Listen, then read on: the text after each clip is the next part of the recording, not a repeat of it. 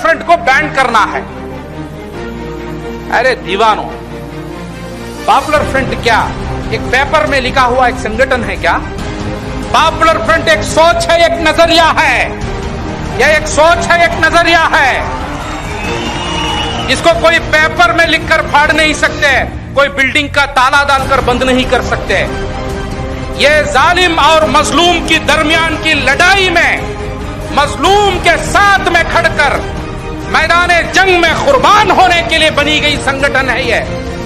ये कोई पेपर नहीं है इसको फाड़ के फेंकने के लिए। अब इस दो निगाह की सरकार जो आज चल रही है, इस सरकार की सिर्फ एक बुनियाद है। वो क्या बुनियाद है? जीतने के लिए हिंदू वर्सेस मुस्लिम, हिंदू मुसलमान को लड़ाना, लड़ा के इलेक्शन में जीतना, जीत कर लड़ाते रहना, सिर्फ इतना ही इनका काम। संविधान के निजाम पर चलना है तो कुर्बानी देना ही पड़ेगा, कुर्बानी देना ही पड़ेगा, इसमें कोई शक नहीं है।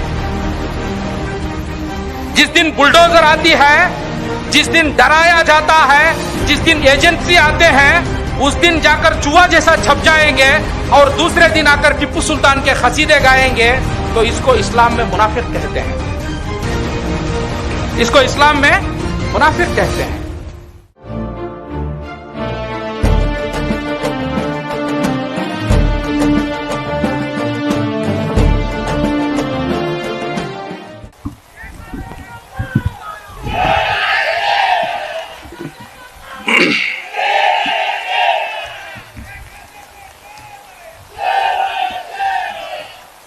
दयस पे बैठे हुए टिप्पू सुल्तान सौहार्द वेदिके के प्रेसिडेंट डॉक्टर मूर्ति साहब और एसडीपीआई के रियासती सदर अब्दुल मजीद साहब और इस अजीमुशान जलसे को, इस प्रोग्राम को आए हुए मेरे भाइयों, मेरे बहनों, अस्सलाम वालेकुम। भाइयों, टिप्पू सुल्तान शहीद, टिप्पू सुल्तान शहीद के बारे में बहुत सारा तारीखी उन्वान, तारीखी बात हमारे आगे आई है। बहुत सारा तारीखी बात आ गई है, हिस्टोरिकल फैक्ट्स। मगर मैं चंद चीज आज के जमाने में शहीद मिल्लत टिप्पू सुल्तान कितने रिलेवेंट है, शहीद मिल्लत टिप्पू सुल्तान की सोच और उनकी कुर्बानी कितनी आज के जमाने में जरूरी है, और उनके रास्ते में खड़कर तकलीफ और मशक्कत को झेलना आज के जमाने में कितना जरूरी है, उसके बारे में मैं बात करूंगा। टिप्पू सुल्तान शहीद को इसलिए हम लोग याद नहीं करते हैं कि वो सिर्फ मुसलमान है। टिप्पू सुल्तान शहीद को हम इसलिए याद नहीं करते हैं कि वो सिर्फ मुसलमान है।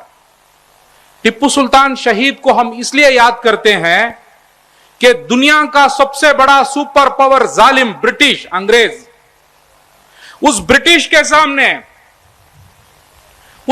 के सामने पूरी दुनिया सर झुकले कर थी।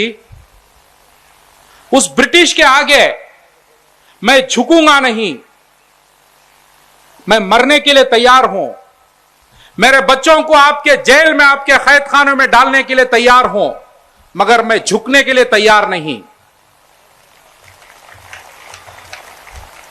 टिप्पू सुल्तान जब शहीद हुए, ही वॉज 47 ईयर्स ओल्ड, 40 पर 7 साल थी उनकी उम्र। सुल्तान चाहते तो 70 साल तक जी सकते थे, सुल्तान चाहते तो 80 साल तक जी सकते थे, बड़े बड़े इदारे बना सकते थे, बड़ी बड़ी बातें कर सकते थे, मगर जब जालिम के आगे लड़ने की बात आ गई, जालिम के आगे कुर्बानी की बात आ गई, तो शहीद मिल्लत टिप्पू सुल्तान का फैसला क्या था? I will be a mortal in history, मैं तारीख में शहीद बोलकर रहना चाहता हूं मगर गुलाम बनकर नहीं रहना चाहता हूं। यह टिप्पू सुल्तान का फैसला है।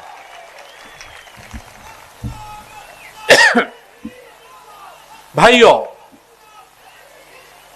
टिप्पू सुल्तान के वही दौर में टिप्पू सुल्तान से बड़े बड़े मालदार बादशाह थे, मुसलमानों में थे, नवाब थे। वही दौर में बड़े बड़े खूबसूरत लोग, बड़े अजीमुशान लोग थे, तालीम याफ्ता लोग थे, मगर दुनिया कोई नवाब को याद नहीं रखती है। आज कौन याद रखता है कौन नवाब है? हालांकि वो लोग वेलवेट के बेडों में सोते थे, चांदी और कंगन में खाते थे। कोई याद रखा है कोई नवाब को? कोई याद रखा है? वो भी मुसलमान ही थे, वो भी मुसलमान ही थे। मगर ये दुनिया, यहां के लोग, पूरी दुनिया के लोग टिप्पू को याद रखते हैं, सुल्तान को याद रखते हैं, क्योंकि मैदाने जंग में शहीद होने वाला एक वाहिद बादशाह, एक वाहिद बादशाह। आज कौन से दौर में हम जी लेकर हैं? यह दौर जो टिप्पू के दुश्मन है, उन टिप्पू के दुश्मनों के हाथ में इख्तिदार आ गया है, टिप्पू के दुश्मनों के हाथ में पावर आ गया है। अब टिप्पू के नस्ल, टिप्पू के वारिस, हम लोगों की जिम्मेदारी क्या है? हमारी जिम्मेदारी क्या है? हमारी जिम्मेदारी टिप्पू के रास्ते में शहादत का जाम पीना, शहीद होना, वो हमारा फैसला रहेगा। वरना इस गुलामों का तलवे चाटना, यह हमारा फैसला रहेगा। क्या हमारा फैसला रहेगा? क्या हमारा फैसला रहेगा? टिप्पू जैसा अपने बच्चों को गिरवी जेल भेजने के लिए तैयार थे, मगर जालिम के पास, जालिम के आगे सर झुकने तैयार नहीं थे। I will die better, will not surrender, will not surrender. तो आज जिस दौर में हम जी रहे हैं, ये कौन लोगों की दौर है मालूम है? ये लोग ब्रिटिश के तलवे चाटने वाले लोग थे, अंग्रेज के गुलाम थे। इन अंग्रेजों के गुलाम अलग अलग साजिश करके, अलग अलग जो अपने दिमाग को, अपने जो साजिशों को अंजाम देकर इख्तिदार में आकर बैठ गए, इख्तिदार में आकर बैठ गए। इख्तिदार में आने के बाद हम पॉपुलर फ्रंट के लोग, पीएफआई के लोग बोल रहे थे, 30 साल से पुकार पुकार कर बोल रहे थे, जैसा ये लोग पावर में आ जाएंगे, ये देश में बराबरी खत्म हो जाएगी, ये देश में बराबरी खत्म हो जाएगी, ये देश में ऊंच नीच का मामला पैदा हो जाएगा, ये देश में इंसान की कदर नहीं रहेगी, एक इंसान को ज्यादा वैल्यू और एक इंसान को कम वैल्यू रहेगा। ये हम 30 साल से पुकार पुकार कर बोल रहे थे। हाल ही में मंगलूर जिला में क्या हुआ? मंगलूर जिला में 3 इंसानों की मौत हुई, 3 इंसानों का मर्डर हुआ। 3 इंसान, एक मसूद, दूसरा प्रवीण, तीसरा फाजिल। अब ये 3 लोगों का कत्ल होता है, 3 इंसानों का। कोई सिविलाइज्ड सोसाइटी में कोई नहीं चाहता है कि इनका कत्ल होना, इनका मारा जाना, किसी को पसंद नहीं है। सब इसको मजम्मत करते हैं, सब इसको मजम्मत करते हैं। मगर रियासत की सरकार, बीजेपी की सरकार, आरएसएस की सरकार क्या किया? सरकार के सामने कोई मजहब नहीं है। There is no religion, there is no religion. क्या किया सरकार? सरकार मुसलमान को एक रवैया, गैर मुसलमान को एक रवैया, मुसलमान के साथ एक इंसाफ, दूसरों के साथ एक इंसाफ। मुसलमान की जान को कोई कीमत नहीं, दूसरे की जान को कीमत है। मुसलमान की मां रो रही है मगर पूछने के लिए चीफ मिनिस्टर, होम मिनिस्टर कदम नहीं रखेंगे, और मुसलमान के घर में तड़प रहे हैं, जाकर उसको गवर्नमेंट के, सरकार के खजाने से 25 लाख नहीं देंगे। यह ऊंच नीच का रवैया, यह ऊंच नीच का रवैया, government inequality and partiality, double standards, दो निगाह से सरकार चला रहे हैं। अब इस दो निगाह की सरकार जो आज चल रही है, इस सरकार की सिर्फ एक बुनियाद है। वो क्या बुनियाद है? जीतने के लिए हिंदू वर्सेस मुस्लिम, हिंदू मुसलमान को लड़ाना, लड़ा के इलेक्शन में जीतना, जीत कर लड़ाते रहना, सिर्फ इतना ही इनका काम। अभी सरकार क्लियर मैसेज दे दिया, the message is loud and clear. जब फाजिल मारा गया, कोई एनआईए इन्वेस्टिगेशन नहीं, कोई एजेंसी नहीं जाएगी, कोई 25 लाख सरकार के खजाने से नहीं देंगे, दिन दहाड़े उसको काटा गया, दिन दहाड़े। क्या उसका खून खून नहीं है? क्या उसको कोई कीमत नहीं इस देश में? अभी टिप्पू सुल्तान के वारिस, टिप्पू सुल्तान की जो तारीख को हम याद रखने वाले लोग, हमारी क्या जिम्मेदारी है? यह गैर बराबरी को खत्म करके एक बराबरी का निजाम को लाने के लिए हर किस्म की कुर्बानी मांगेगी, और वो कुर्बानी देने के लिए हम तैयार होना है, देने के लिए तैयार होना है। भाइयों, यह मामला कहां से कहां तक जा रहा है मालूम है आपको? पूरे देश में 1-2 महीना पहले क्या हुआ? पूरे देश में रामनवमी के नाम पर हर जगह फिसादात हुए। फिसादात में जो भी मुसलमान नौजवान आगे आकर रुका, जो भी इस फिसादियों को रोकने के लिए आया, तो क्या हुआ? उसका घर टारगेट करके तोड़ा गया। बुलडोजर्स आके उसके घरों को तोड़े, बुलडोजर्स आके उस घरों को तोड़कर गिराए। उसको तोड़ तोड़ कर गिराते वक्त पर वो मजलूम लोग बिलबिलाते हैं, तड़पते हैं, रोते हैं, मैं गरीब हूं, मेरे घर को मत तोड़ो, मैं गरीब हूं, मेरे घर को मत तोड़ो। मगर रहम नहीं, करम नहीं, कुछ नहीं, उनको घरों को तोड़ा गया। अभी सवाल यह है, कल परसों मैं देख रहा था, आतंकियों का ट्रेनिंग चल रहा है, इधर बोलकर मस्जिद को तोड़ रहे हैं, मस्जिद के मीनारे गिर रहे हैं, तोड़ रहे हैं, मीनारे गिर रहे हैं, उस गरीब मजलूम का घर गिर रहा है। और हम लोग घरों में बैठकर कैसे इत्मीनान से पेट भरकर खाकर सो सकते हैं? हम लोग, क्या ईमान है हमारा? क्या ईमान है हमारा? और उसका घर टूटने के दिन, उस दिन रात हमारी नींद आ गई, तो क्या ईमान, मैं पूछना चाहता हूं, क्या फेथ है हमारा? और हम कहते हैं टिप्पू सुल्तान शहीद बोलकर, टिप्पू सुल्तान शहीद बोलकर। भाइयों, उस मीनारा जब गिरता है, उस बुलडोजर के व्हीलों के नीचे 4 मुसलमान नौजवानों का जान गया, शहीद हुआ, मगर उस मीनारे को हिफाजत किया, वो टिप्पू सुल्तान का नस्ल है, वो टिप्पू का नस्ल है। क्योंकि हमारे देश के पिता महात्मा गांधी का रास्ता उतने बड़े ताकतवर ब्रिटिश के सामने जो नॉन वायलेंस का रास्ता, डेमोक्रेटिक तरीके का रास्ता अपनाकर ब्रिटिश को तोड़कर, उखाड़कर फेंकने की ताकत रखती है डेमोक्रेसी। तो ये ब्रिटिश के गुलामों को हम सबक नहीं सिखा सकते। डेमोक्रेटिक स्ट्रगल में, डेमोक्रेटिक प्रोटेस्ट में, डेमोक्रेटिक एजिटेशन में, इसको आप ऐसा नहीं सोचना है। डेमोक्रेटिक एजिटेशन बहुत ताकत रखता है, बहुत पावरफुल है डेमोक्रेटिक एजिटेशन।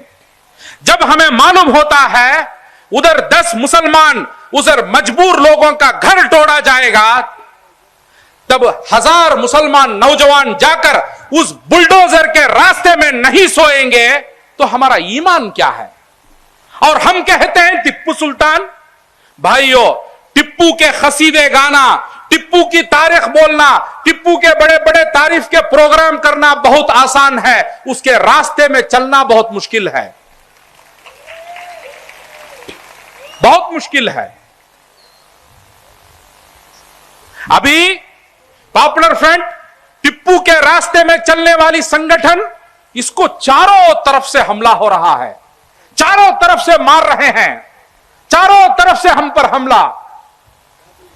मगर हम सिर्फ हस्बुनल्लाह हस्बुनल्लाह, अल्लाह हमारे लिए काफी है, ये बोलते हुए हम आगे बढ़ रहे हैं। इस देश के डेमोक्रेटिक स्ट्रगल में, हर एक स्ट्रगल में हम लोग शामिल हो रहे हैं। अभी प्रोग्राम हो रहा है, दिल्ली में एक प्रोग्राम हुआ हाल ही में, कम्युनल हार्मनी के नाम पर। हमारे देश के national security adviser mister Ajit Doval आकर वो प्रोग्राम किए। वो प्रोग्राम में थोड़ा नामलेवा मुस्लिम लीडर्स, थोड़े मीर सादिक के जो औलाद चंद उलेमा, मीर सादिक के औलाद चंद मुस्लिम लीडर,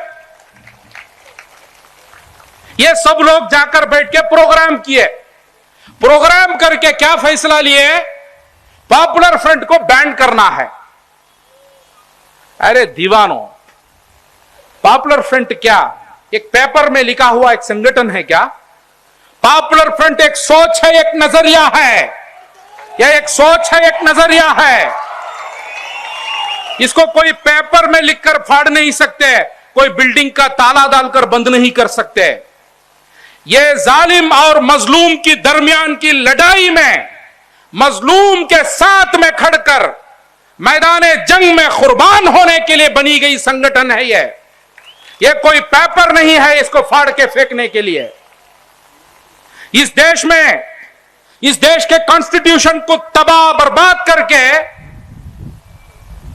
इस देश के कॉन्स्टिट्यूशन को खत्म करके ऊंच नीच का एक नजरिए को लाकर इस देश में थोपने के लिए पूरे शैतान इकट्ठा हो गए। अभी पूरे इकट्ठा हो गए। इसमें बिस्कुट खाने वाली मीडिया, इसमें पूरे जो एजेंसी में बैठे हुए अलग अलग लोग, ये सब लोग मिलकर साजिश, कॉन्स्पिरेसी, साजिश रच रहे हैं। क्या साजिश?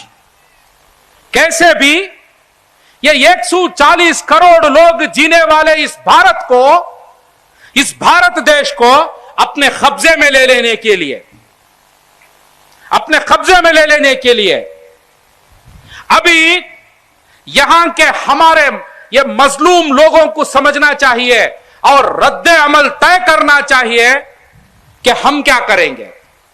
क्या हम इस 140 करोड़ लोगों के देश को इस ऊंच नीच के निजाम में चलने देंगे या बराबरी के निजाम में, संविधान पे चलने देंगे? किस पे चलने देंगे? संविधान के निजाम पर चलना है तो कुर्बानी देना ही पड़ेगा, कुर्बानी देना ही पड़ेगा, इसमें कोई शक नहीं है। जिस दिन बुलडोजर आती है, जिस दिन डराया जाता है, जिस दिन एजेंसी आते हैं, उस दिन जाकर चूहा जैसा छप जाएंगे और दूसरे दिन आकर टिप्पू सुल्तान के खसीदे गाएंगे, तो इसको इस्लाम में मुनाफिक कहते हैं।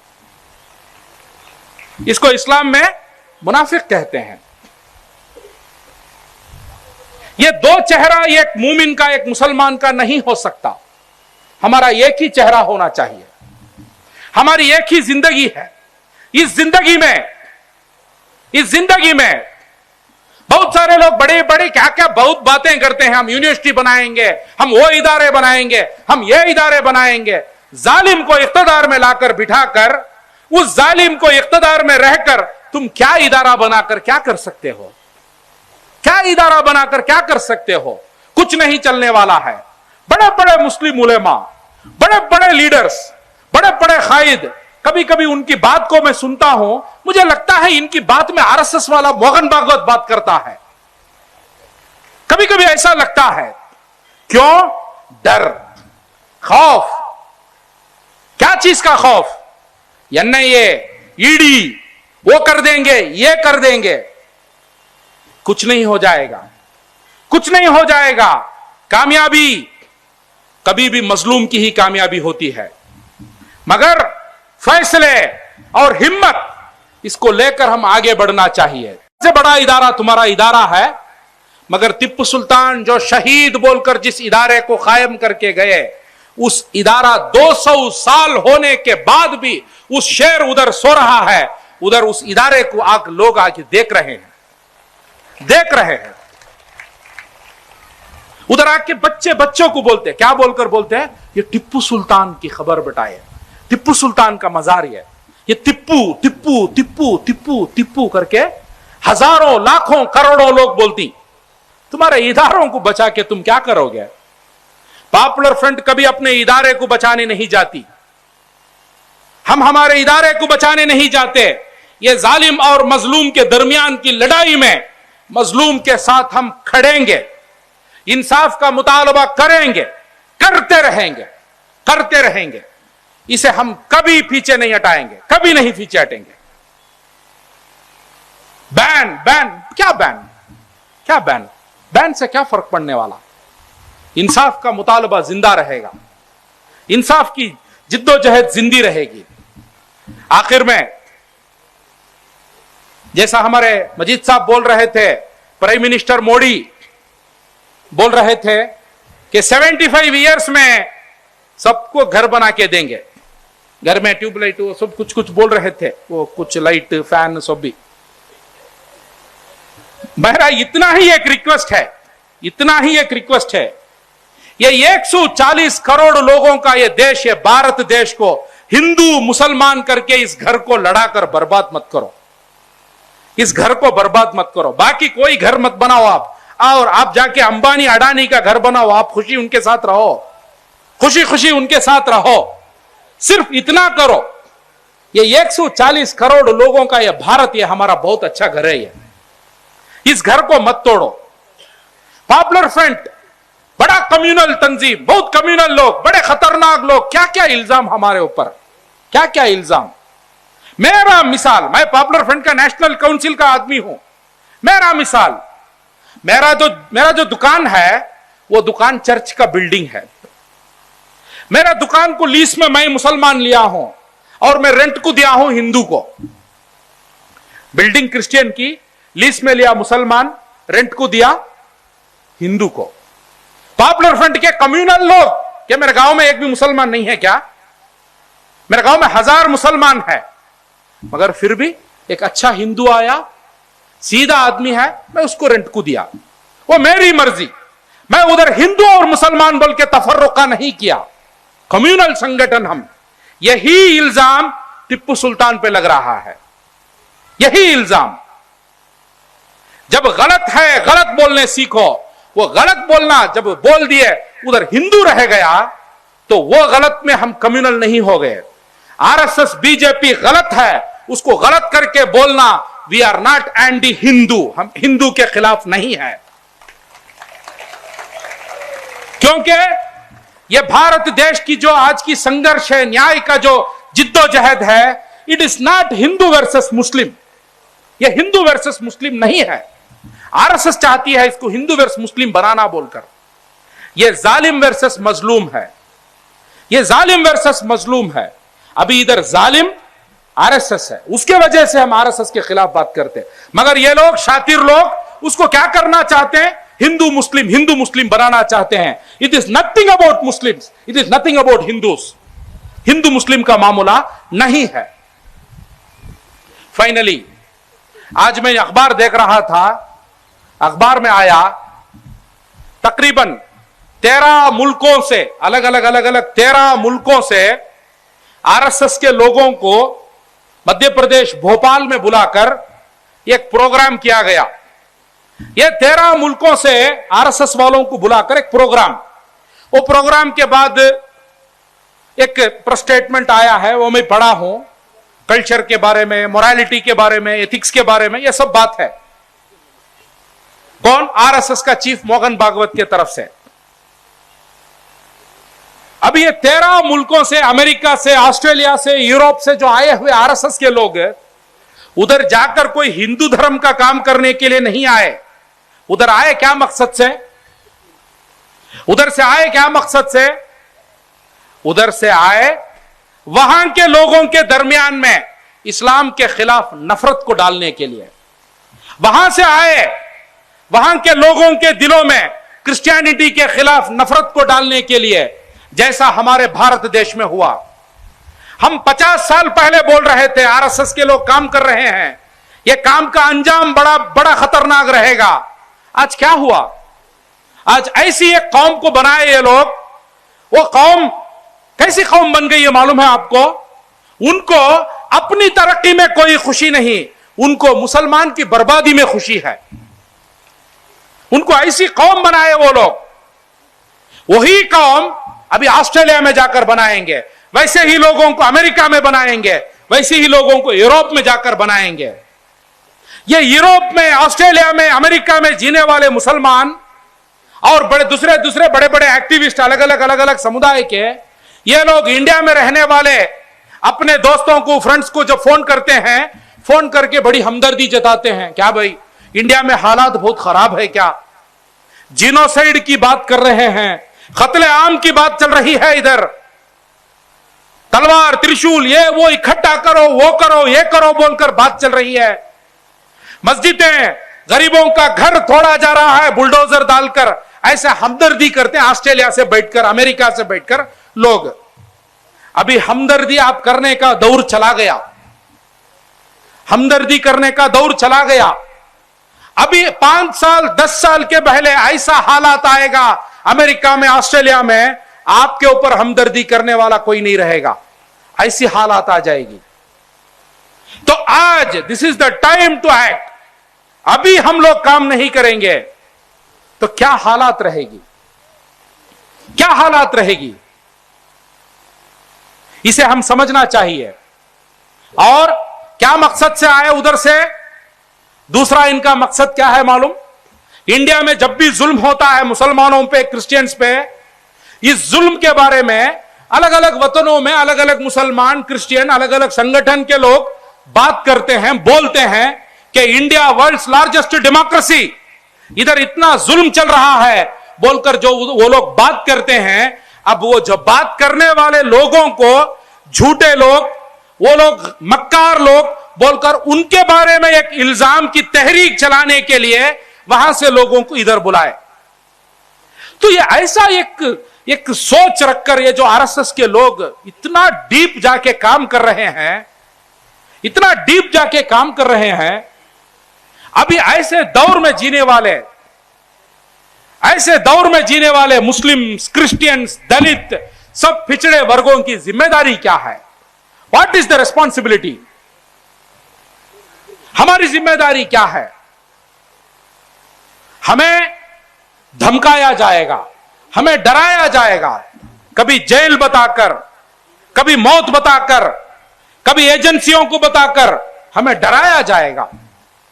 तो उस वक्त पर हमें डरना नहीं चाहिए। उस वक्त पर हमें साबित कदम रहकर काम करना चाहिए। और भाइयों, हमारे सामने एक proper action plan to protect, to safeguard the constitution and to implement the constitution in its true spirit, उसके असल स्पिरिट में उसको इंप्लीमेंट करने के लिए हमें रात दिन हमें काम करना चाहिए, काम करना चाहिए। बातें कम, काम ज्यादा, काम ज्यादा। उसके लिए थोड़ी बिजनेस की कुर्बानी देना चाहिए, उसके लिए थोड़ा नींद की कुर्बानी देना चाहिए, उसके लिए हर किस्म की सैक्रिफाइस को देकर ही हम हमारे देश को बचा सकते हैं। और आरएसएस के लोग बहुत डरने वाले लोग हैं, बहुत डरने वाले लोग हैं, ब्रिटिश के गुलाम है, बहुत डरने वाले लोग। इनसे हमें कोई डरने की जरूरत नहीं है, इनसे हमें डरने की जरूरत हमें नहीं है। कामयाबी कभी भी मजलूम की कामयाबी हुई, कामयाबी कभी भी हक की कामयाबी हुई, तो यही कहते हुए 47 ईयर्स में अपने जान को कुर्बान किए हुए उस शहीद को याद दिलाते हुए मेरी बात को मैं खत्म करता हूं। आप लोग बड़े इत्मीनान से मेरी बात को सुने, आपको मैं शुक्रगुजार हूं। और इस प्रोग्राम को ऑर्गेनाइज करने वाले ऐक्यता वेदिके, सौहार्द वेदिके वालों को मैं शुक्रगुजार हूं। और इस मौका बनाकर देने वाले इस कायनात के परवरदिगार अल्लाह का शुक्र करते हुए मेरी बात को मैं खत्म करता हूं। अस्सलामु अलैकुम, अल्हम्दुलिल्लाहि रब्बिल आलमीन।